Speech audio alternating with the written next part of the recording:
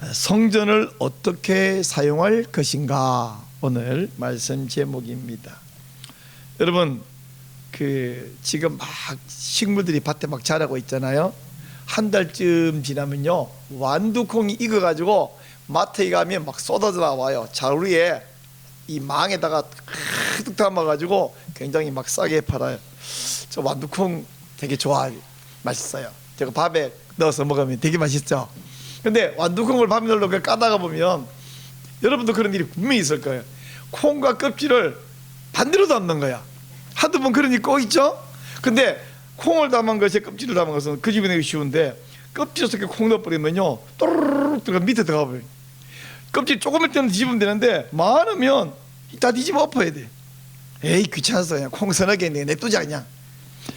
자, 콩과 껍질을 반대로 담으면, 아니 콩알이 서너 개 아깝지만 뭐 그 서너 개 내가 뭐 죽고 사냐 이러면서 포기되는데, 인생에서 알맹이와 껍데기를 바꾸는 일이 어떤 바보 같은 사람만 그런 게 아니라 누구나 그런 일을 합니다.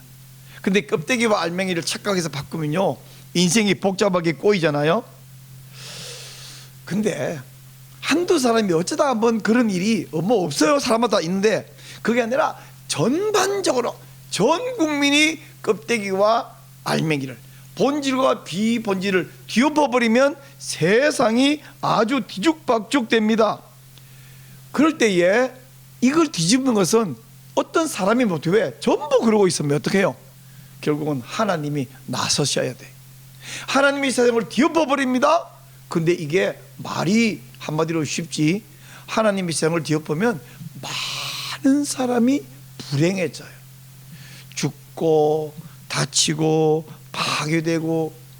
그러므로 하나님이 우리를 뒤엎어버리기 전에, 하나님이 뒤바꾸기 전에 우리가 미리미리 알아서 회개하고 바꿔야 우리가 평안할 수 있고 우리 한 명 하면 인생이 행복해질 수 있습니다.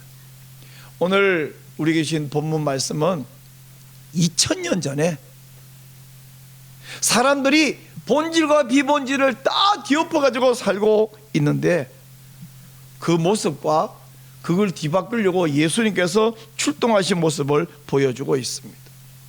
2000년 전 그 사람들, 우리가 성경을 읽으면 이야, 이 사람들 참 한심하네 이런 생각이 드는 내용인데, 그들만 한심하냐? 제가 말씀드린 것처럼 여러분, 부인할 수 없는 사실은 어때요? 우리도 자꾸 본질과 비본질을 바꾼단 말이죠. 그래서 오늘 본문 교훈을 통해서 내가 개인적으로 본질과 비본질을 바꿔버린 건 뭔가 본인에게 찾아내야죠. 그런데 누가 지적질을 하면 기분 다 나쁘잖아요. 본인이 깨달으면 은혜가 되죠. 오늘 말씀 가운데 여러분 스스로 본질 비본질을 바꾼 것을 마음속에서 인생을 찾아내시고, 그 비본질이 아니라 본질을 다시 붙잡는 여러분 되시기를 축복합니다. 자, 고난주간의 첫날에 예수님이 이제 나귀를 타고 입성하신 이야기를 지난주에 말씀드렸잖아요. 온 도시가 난리가 났습니다. 그 당시에 6월절이 되면 전국에서 6월절 지키려고 막 이렇게 모여들었거든요. 그 예루살렘으로 모여오는 인파가요, 예수님이 나귀 타고 올 때 막 소리 질렀죠. 호산나. 무슨 뜻이라고요? 제발 우리를 구원해 달라고 외쳤습니다. 그들의 소원은 뭐냐면 로마의 압제를 물리치고 우리의 질병과 우리의 굶주림에서 위해서 우리를 구원해 주시고, 그래서 위대한 이스라엘을 건설해 달라. 배고픔, 질병, 압제 제발 해방시켜 달라. 그런 의미로 호산나 외쳤어요. 지난 주일 4월 27일에 이재명 씨가 민주당 대통령 선거 후보로 이제 수락 연설을 했고, 어제 5월 3일에 김문수 씨가 국민의힘당 대통령 후보 수락을 했어요. 또 이재명 씨는 후보 수락하고 나서 첫 번째 한 행보가 그 이승만, 박정희 묘역을 참배했다고요. 김문수 씨는 오늘 뉴스 보니까 오늘 아침에 또 현충원을 방문을 했더라고요. 자, 우리 예수님에게 이 많은 백성들이 우리의 왕이 되어달라고 지금 기도하잖아요. 그러면 수락 연설을 하셔야 될까요? 여러분 앞에 왕이 되어 이런 왕이 되어 드리겠습니다 뭐 이렇게 해야 될까요? 아니면 왕으로서의 첫 번째 행보가 그 왕의 성향을 나타내는데, 그리고 이재명 씨가 이승만 박정희를 찾았다, 앞으로 내가 이분을 존경하겠다는 얘기잖아요, 그죠? 또 김문수 씨가 현충을 찾아서 뭐 누구 그건 제가 자세한 내용 못 봤는데 다 그분의 성향을 나타내는 거거든요. 근데 한덕수 씨는 뭐 5.18 묘역을 찾았다, 근데 시민단체가 막아서 못 갔대. 그럼 이분들이 그 첫 번째 행보가 그분의 성향을 거기서 나타내 보이는 거거든요. 그럼 우리 예수님은 어디를 찾아가서 예수님은 무슨 일을 하셨을까? 굉장히 중요하잖아요. 모든 사람이 예수님을 주목하고 있는데 오늘 말씀 보니까 예수님은 먼저 뭐였냐?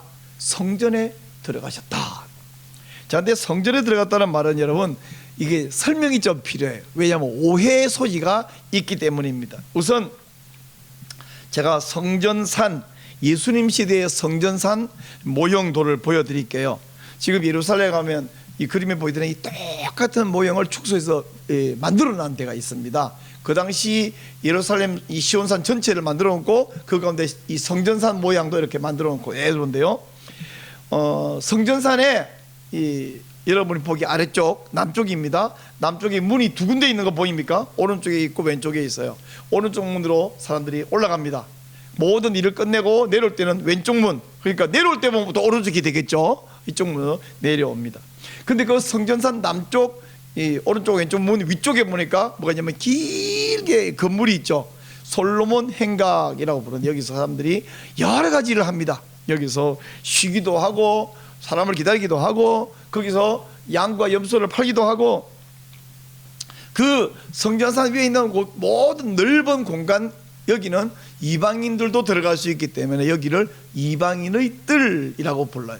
그리고 이 성전산 한가운데 건물이 보이시죠? 이 건물 길게 늘어서 있는 건물 동쪽 절반, 거기는 여인의 뜰이라고 그러고, 여인의 뜰 네 귀퉁이는 방이 있어요. 거기는 뭐 재물을 보관하기도 하고요, 또 거기 나실인 뭐 하여튼 뭐 여러 가지 이렇게 하는 공간이 있고요. 그 왼쪽 절반 왼쪽에는 이제 번제단이 있고 성전 성소가 있고 그 안쪽에는 지성소가 있는데 뭐 보이지 않죠?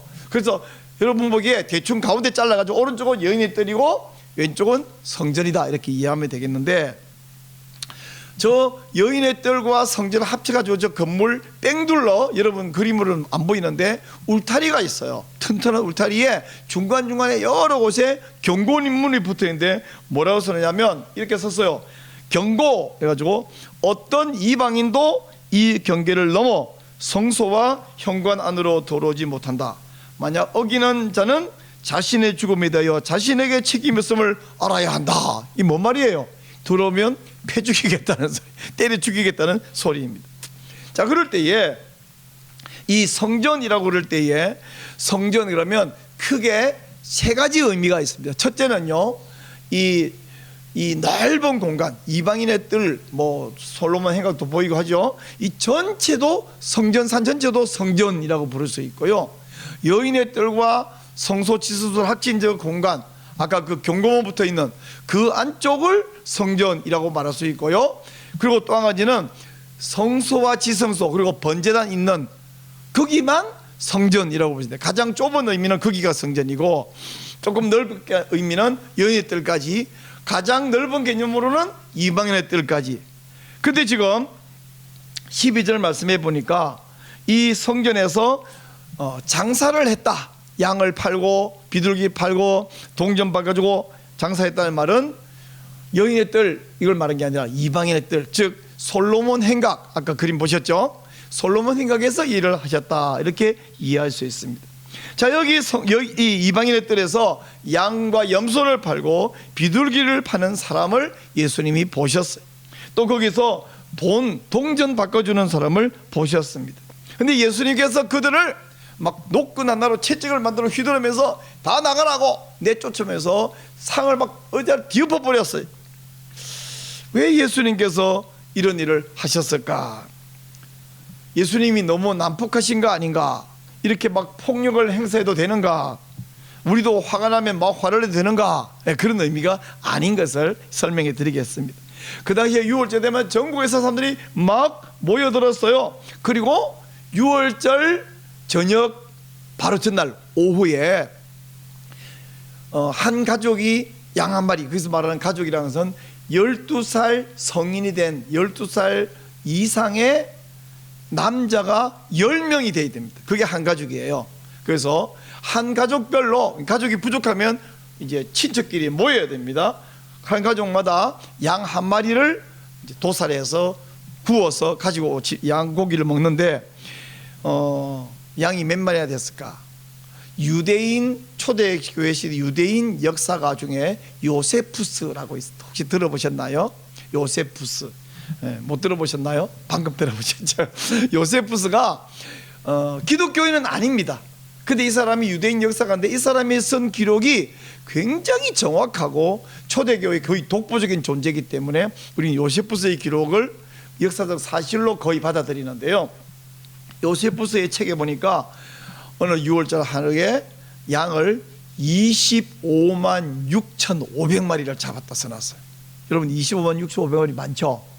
근데 제가 좀 말했죠. 양 한 마리 잡는데 몇 명이 잡는다냐면 한 가족이 한 마리. 그러면 가족이 12세 이상의 남성이 10명 이상이라고 그랬으니까 그러면 25만 6,500개 곱하기 10 하면 256만 5천 명? 근데 여자들은요? 근데 나머지 상상이 맡깁니다. 와, 너무 많다. 모르겠어요. 요세푸스가 써놨어요. 우리가 타임머신도 가볼 수는 없고요. 근데 이렇게 많은 25만 6,500마리를 잡았는데 뭐 다른 해에는 뭐 좀 더 많거나 적거나 비슷했겠죠. 수십만 마리를 잡는데 전국에서 온다 그랬잖아요. 가까이 하루 걸리는 사람도 있지만 3일 걸리고 어떤 사람은 7일 걸려요. 7일 전부터 걸어옵니다. 가족이 오다가 도로에서 자고요. 6월절에 오다 비 보면 어떡하냐? 6월절에 비 안 옵니다. 건기와 우기가 뚜렷하기 때문에 6월절에 절대 비 안 옵니다. 비 온다면서 거의 천재지변의 정도의 이 기상 이변이에요. 그래서 비 안 오다가 이제 오는데 양을 7일 동안 끌고 오는 게 너무 힘들잖아요. 근데 그보다 더 문제는 뭐냐면 성전에 오면 어떤 양을 바쳐야 되고 어떤 양을 잡아야 되냐면 흠 없는 수컷 양을 잡아야 되는데 흠이 있다 없다는 누구 기준이에요? 여러분 공부 잘한다 못한다는 누구 기준이에요? 내 기준이에요? 아니야. 서울대학교 갔거든 서울대학교 교수 기준이고 삼성에 입사하려면 삼성 거기 임직원들의 기준이지 내 기준이 아니잖아. 그리고 내가 삼성 입사하게 해서요 그 사람들이 불합격 끝이야. 그런 지금 성전에 가면 누가 기준이냐? 제사장이 기준이잖아요. 제사장이 둘러보고 뭘 하나도 흠을 잡으려면 잡을 수 있겠죠. 어디 가서 상처가 난 게 없으면 하다못해 털 색깔이 이상하다든지 뭐 틈집 잡으면 불합격 되잖아요. 그래서 주로 양을 가져오기보다 성전에 와서 양을 삽니다. 그건 이미 합격 판정을 받은 양이기 때문이에요. 근데 여기에 심각한 문제가 있어요. 아주 심각한 비리가 있어요. 양이 비싸대. 얼마쯤 비싸면 여러분 비쌀 것 같아요? 어디 기록에 보니까 2배가 아니고 20배가 비싸대. 20배가. 이런 도둑놈들이 있나 그래. 20배가 비싸대. 보통 양이 만약에 10만 원이면 200만 원이야. 우와 해도 너무해. 근데 거기에 또 한 가지 추가적으로 환장할 노릇이 있습니다. 일반 양 가져가서 불합격 그러면 이제 이걸 갖고 있을 수도 없고 어떻게 해요? 헐값에 양장수에 팔죠. 다음날 그 양 파란 양이 합격 울타리 속에 들어간다는 거예요. 야 얘들 짜고 치는 도둑놈들이 사기꾼들이에요. 그리고 또 한 가지 성전에 오면 1인당 반세겔의 성전세를 바쳐야 되는데 1세겔 가져와갖고 두 사람 몫이요 이러면 안 되고 성전에서 사용하는 반세겔 동전을 사야 돼요. 야 이런 돈놈들. 근데 이 동전도 엄청 비싸게 판다는 거예요. 반세겔은 1세겔 가져오면 반세겔 2개 줘야 되는데 그게 아니라 비싸게 판다는 거예요. 양도 비싸게 팔고 동전도 비싸게 팔고. 근데 이 성전은 누가 장악하고 있냐면 제사장들이 장악하고 있죠. 제사장들이 우두머리는 대제사장이죠. 원래 대제사장은 하나님 앞에 거룩한 엄청 중요한 사람인데 근데 이걸 대제사장을 누가 하고 있냐? 사두개파 사람들이 장악하고 사두개파 사람들이 돌아가면서 해먹습니다. 해먹어. 근데 제가 지난번에도 또 자주 설명드렸는데 사두개파 사람들은 영혼의 존재를 부정해요.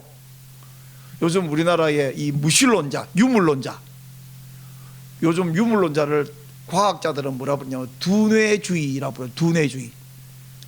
영혼이라는 건 없어. 두뇌의 뇌세포의 작용으로 말미암아 정신이 생겨나고, 사람이 죽으면 컴퓨터 고장나면 끝나버리듯이 사람이 죽으면, 이 두뇌가 죽으면 영혼은 싹 없어, 이런 주장하는 사람. 근데 이 사두개파 사람이 영혼을 부정해요. 영혼을 부정하니까 내세가 있습니까? 영혼을 부정하니까 부활이 있습니까? 영혼을 부정하니까 천사가 있습니까? 자, 천사, 내세, 부활, 영혼 다 부정한 이 사람들, 그럼 하나님은 믿었을까요? 사두개파 하나님 믿었어요? 제가 말씀드렸죠. 바리새파 중에는 회개한 사람이 있죠. 사도 바울이 대표적인 사람 아닙니까? 니고데모도 있고. 근데요, 사두개파 중에는 회개할 놈들이 없는 거예요. 하나님을 안 믿는데요. 유물론자들이고 무신론자고 두뇌주의인데요. 이놈들은 하나님을 믿은 것이 아니라 하나님을 팔아 먹었습니다. 우리 화나무기다 첫자로 쳐 먹었습니다. 성전을 장악하고 하나님 섬기려고 오는 백성들 앞에 그들은 하나님을 팔아먹어요. 양을 합격 불합격, 하나님 거룩한 하나님밖에 흠이는 거 안 돼. 그 누가 판정하냐? 제사장이 판정하는데, 장사꾼들이 엄청나게 비싸 팔면 그 폭리를 취해가지고 그 다음에 그 돈 다 어떻게 하겠어요? 20배 비싸게 팔아가고 상납하죠. 20배 비싸니까 한 2배 정도 챙겨 먹고, 한 18배는 상납하겠죠. 제사장들이 떼먹고 또 제사장에게 상납하겠죠. 사도계파 사람이 다 나눠 가지는겠죠. 도둑놈, 사기꾼들입니다. 그래서 예수님이 지금 괜히 화내신 게 아니라고요. 괜히 폭력을 휘두른 게 아니에요. 근데 예수님이 그렇게 할 때 얘들이 항의를 못해요. 왜 항의 못했죠? 자기들이 알아, 도둑놈인 것을. 근데 평소 같으면 예수 너 뭐야 이럴 건데, 지금 온 백성들이 어떻습니까? 호산나 외치는 거 보셨죠? 항의를 못하는 거예요. 그리고 이 양을 내몰고 의자를 뒤엎어버리고 동전 쏟아버리고 다 나가라고 외치면서 예수님이 하신 말씀이 뭐냐면, 내 집은 기도하는 집이라 일컬음을 받겠다고 말씀하였거늘, 이렇게 말씀하는 거예요. 자, 여러분, 내 집은 기도하는 집이라 일컬음을 받으리라 하였거늘 너희는 강도의 소굴을 만드는도다, 이렇게 말하는데, 예수님이 내 집은 기도하는 집이라 하였거늘, 이렇게 하였다, 누가 했다는 거냐 이제. 아무나 했다고 하였거늘 하면 안 되잖아요. 누가 했냐? 성경이 말했다는 건데, 선지자가 말했다는 건데, 그 선지자가 누구며 성경 어디 있냐, 이게 중요하거든요. 여러분, 평생 안 잊어버릴 말씀 알려드릴게요. 이 내 집은 기도하는 집이라 이 말은 어디냐면 4567에 있어요. 4567. 갑자기 뭔 소리예요? 4567 무슨 말이냐면, 성경 이사야를 약칭으로 사라고 했어요. 사. 이사야 56장 7절 4, 5, 6, 7. 자, 보십시오. 한번 읽어주세요. 시작. 내가 그를 나의 성산으로 인도하여 기도하는 내 집에서 그들을 기쁘게 할 것이며 그들의 번제와 희생은 나의 단에서 기꺼이 받게 되리니 이는 내 집은 만민이 기도하는 집이라 일컬음이 될 것입니다. 이게 어디 나온다고? 4, 5, 6, 7. 이사야 4 56장 7절. 그래서 4, 5, 6, 7에 나옵니다.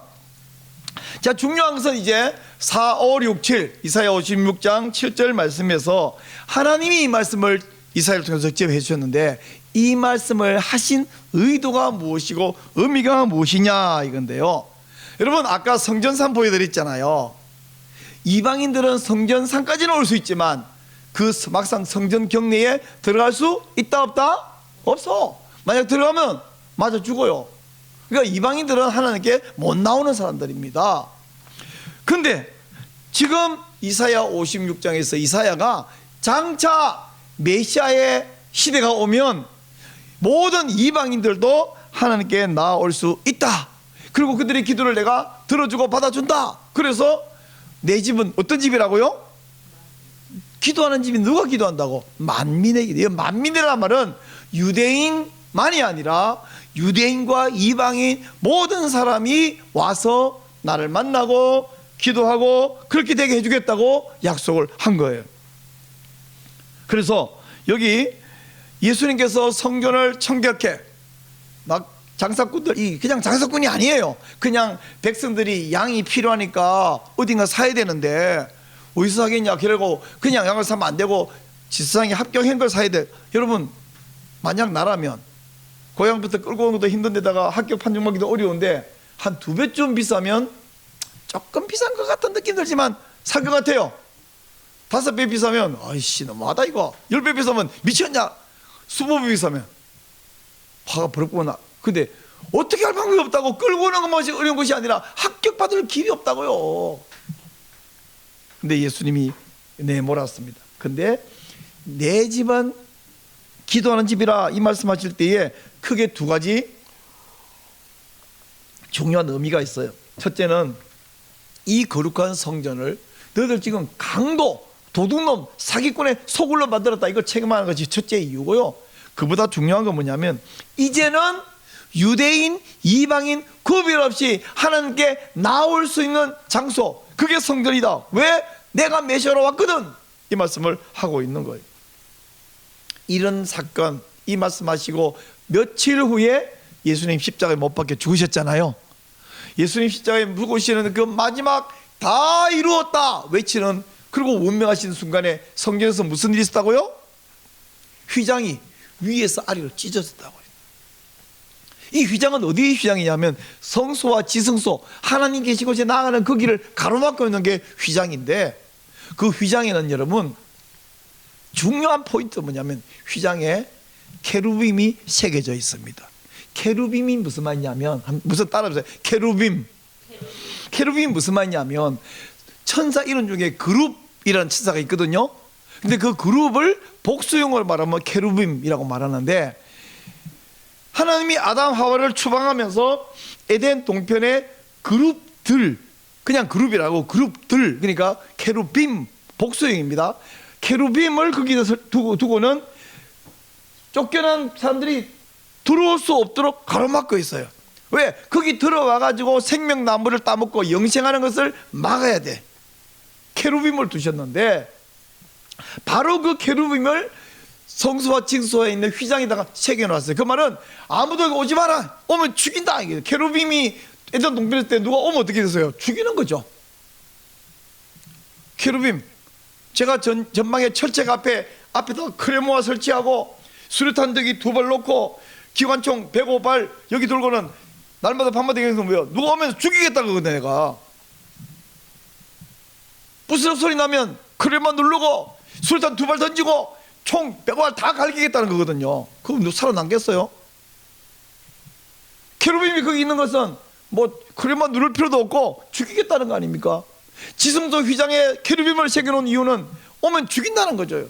1년에 딱 한 번 대제사장이 자기 자신과 제사장을 속죄하기 위한 황소의 피를 뿌리고 온 국민의 죄를 속하기 위해서 염소의 피를 뿌리고, 그때 한 번, 1년에 한 번 들어가는 거예요. 1년에 한 번이니까 하루, 그날만 들어가는 거예요. 그것도 지수도 안에 있는 이 언약궤가 보이지 않게 하기 위해서 향을 피워서 향기 연기를 가득 채워서 거의 보이지 않게 만들어 놓고, 그리고 와서 피를 뿌리고. 근데 예수님 십자가에 죽으시는 그 순간 그 휘장이 찢어졌단 말은 누구나 나오라, 내게 오라. 내 집은 뭐다? 만민이. 지금까지 유대인도 아무나 못 갔잖아요.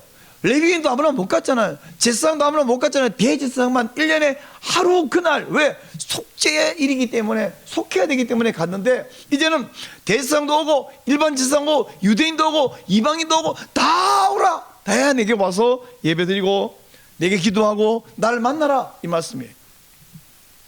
바로 이것을 히브리서는 이렇게 기록합니다. 자, 시작. 그러므로 우리는 긍휼하심을 받고 때를 따라 돕는 은혜를 얻기 위하여 은혜의 보좌 앞에 담대히 나아갈 것이다. 담대히 나와라, 누군지 오라 말씀을 하고 있습니다. 근데 또 문제가 있어요. 누구든지 오라 그랬는데 휘장이 찢어졌는데 지금 성전이 어디 있어요? 허물어져 버렸어요.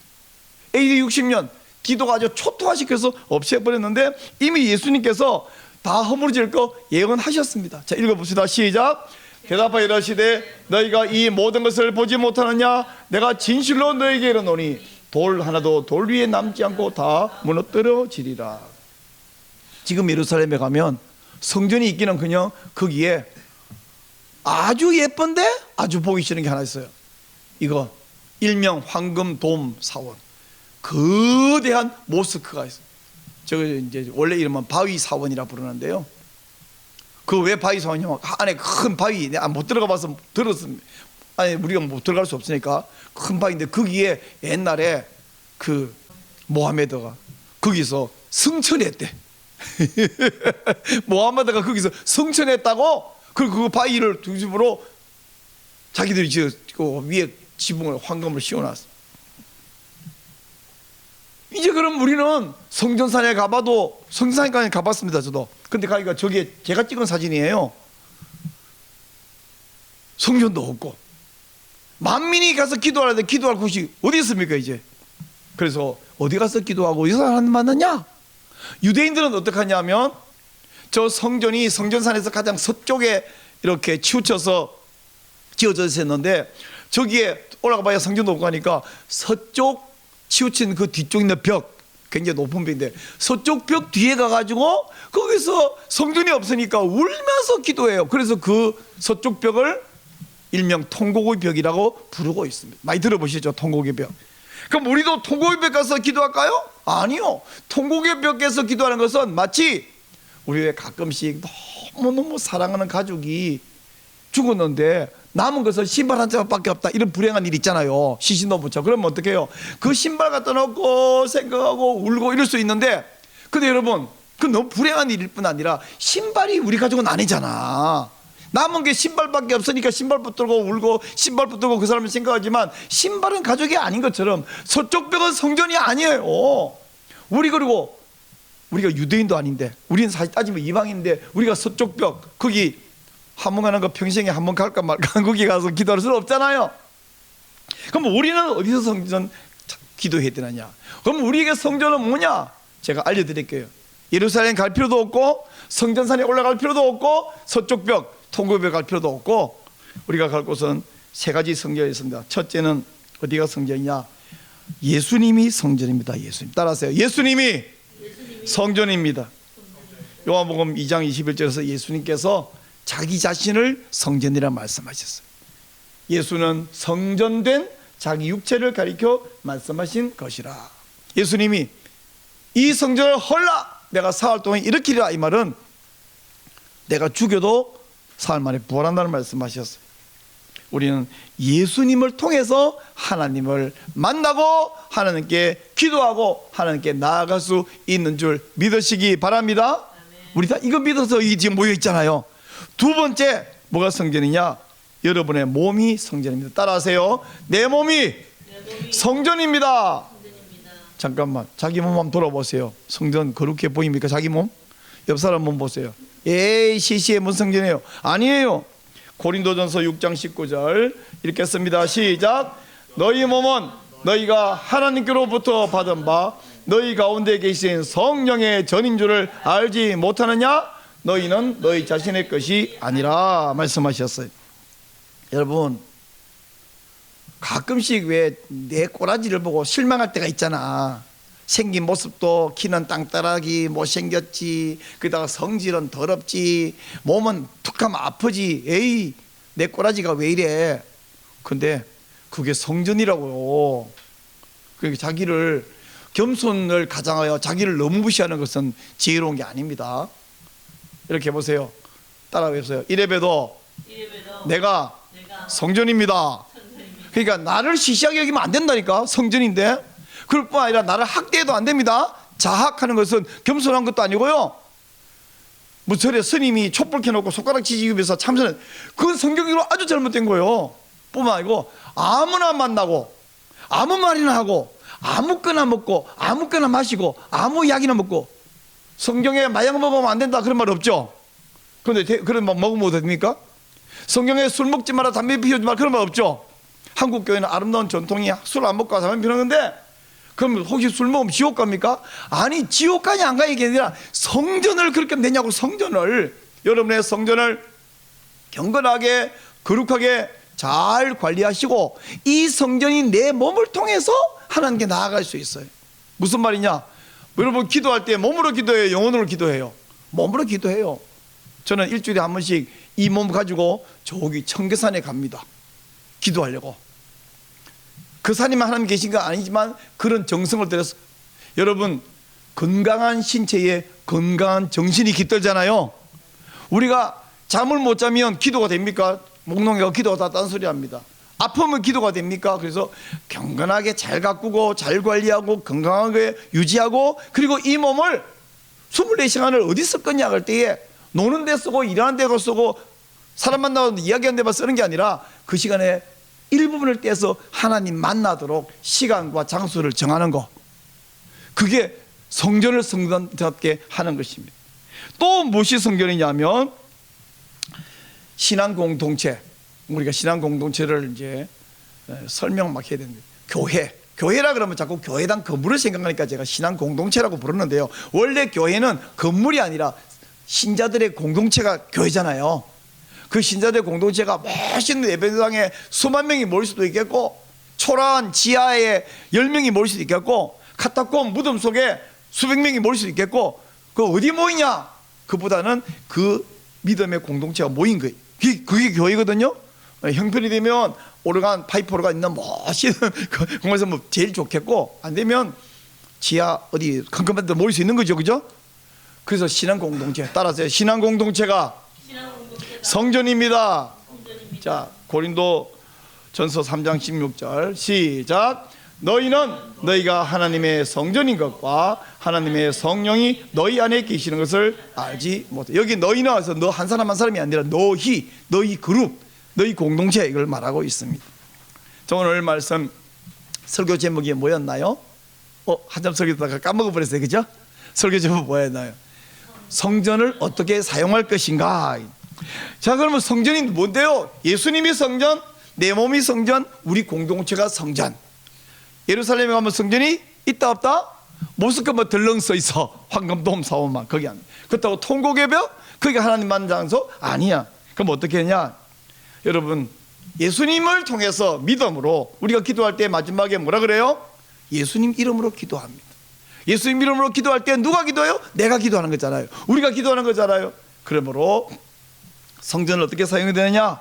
여러분의 이 몸을 돈 버는 수단으로 사용해서는 안 됩니다. 아니, 돈 벌지 말란 말이 아니야. 돈 버는 수단으로만 사용해서 안 됩니다. 쾌락의 수단으로만 사용해서 안 됩니다. 그렇다고 쾌락, 즐거움이 없으란 뜻이 아닙니다. 그러나 쾌락의 수단으로만 사용하면 안 됩니다. 아무나 사람을 만나지만 만나지 말아야 할 사람, 하지 말아야 할 말은 안 해야 되고, 먹지 말아야 할 건 먹으면 안 되고, 너무 많이 먹으면 안 되죠. 그렇다고 또 안 먹어도 안 돼. 아무거나 마시면 됩니까? 아무거나 마시면 안 됩니다. 우리 아름다운 전통인 술과 담배를 내 성전을 더럽히면 안 된다. 또한 이 신앙 공동체가 성전이에요. 자, 여러분, 이 성전인 내 몸을 어떻게 사용하면 가장 좋으냐? 하나님께서 바울을 통해서 로마서 12장 1절에서 이렇게 말씀해 주셨습니다. 한번 읽겠습니다. 시작. 그러므로 형제들아, 내가 하나님의 모든 자비하심으로 너희를 권하노니 너희 몸을 하나님이 기뻐하시는 거룩한 산 제물로 드리라. 이는 너희가 드릴 영적 예배니라. 이렇게 말씀하셨어요. 또 이 교회, 제가 말한 공동체를, 어떤 사람은 공동체를 교제 장소로 사용합니다. 물론 교제도 해야죠. 어떤 사람은 성도들끼리 모여서 교회가 좀 크면, 사람 많이 모이면 장사할 대상이 보여, 그죠? 또 어떤 정치들은 표가 보여. 표 친해지면 나한테 표 찍어주겠지. 물론 사람이 모이면 친한 사람들끼리 물건도 사주면 얼마나 좋아요. 그리고 친한 사람끼리 표 한 표 찍어주면 얼마나 좋아요. 그러나 원래 목적이 그건 아니잖아요. 신앙 공동체는 하나님 만나고 하나님 섬기는 성전입니다. 근데 성전을 더럽히면 어떻게 되냐? 고린도전서 3장 17절 노란색 글씨 한번 읽어보세요. 시작. 누구든지 하나님의 성전을 더럽히면 하나님이 그 사람을 멸하시리라. 하나님의 성전은 거룩하니 너희도 그러하라. 여기 너희, 즉 신앙 공동체가 성전인데 성전을 더럽히면 하나님이 그 사람을 멸하신다. 왜 이렇게 심하게 말하냐면, 성전은 하나님의 이 신앙 공동체를 허물어뜨리고 이걸 오염시키는 사람은 교회를 허물어뜨려. 교회는 뭐예요? 예수님은 교회의 머리고 교회는 예수님 몸이잖아요. 즉 예수님을 무너뜨리는 거예요. 그런 사람 하나님이 그 사람을 멸하시리라. 하나님이 예수 믿는 사람을 바로 천국 데려가는 게 아니라 이 땅에 모여서 공동체로 살게 하셨고 거기에 하나님의 이름을 두셨는데 그걸 허물어, 즉 성전을 허무니까 하나님이 그 사람을 허물어 파멸한다고 말씀하셨습니다. 이제 오늘 말씀 제목, 성전을 어떻게 사용할 것인가. 무엇이 성전입니까? 예수님의 성전입니다. 또 무엇이 성전입니까? 내 몸이 성전입니다. 무엇이 성전입니까? 신앙 공동체가 성전입니다. 그렇다면 여러분의 몸과 여러분의 우리가 있는 속한 이 신앙 공동체를 내 이익과 재미와 쾌락의 수단으로만 사용하면 안 되고 하나님 만나는 수단과 방법으로, 도구로 복되게 사용하시는 여러분 되시기를 축원합니다.